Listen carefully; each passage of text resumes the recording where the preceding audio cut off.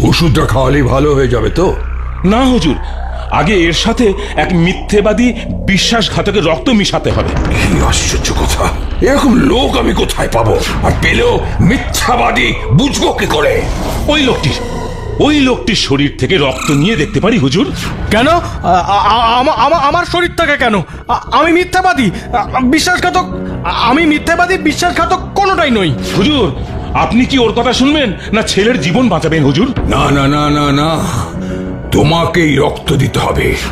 এই, কেউ একটা ছুরি আনো। না না না হুজুর, হুজুর না। জমিদার বাবু, এবার এই ওষুধটা আপনার ছেলেকে গিয়ে খাইয়ে দিন। দাও দাও বাবা, দাও দাও।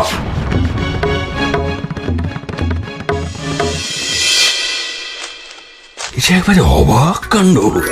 তোমার দেওয়া ওষুধ খেয়ে আমার ছেলের জ্ঞান ফিরেছে, সুস্থ হয়ে উঠেছে। তোমাকে যে আমি কি বলে কৃতজ্ঞতা জানাবো।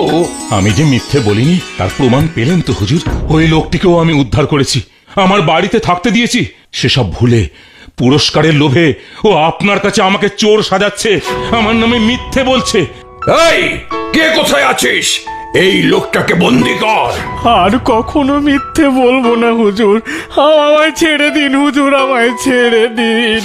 আর শিকারী, তুমি আর আমি আজ থেকে বন্ধু।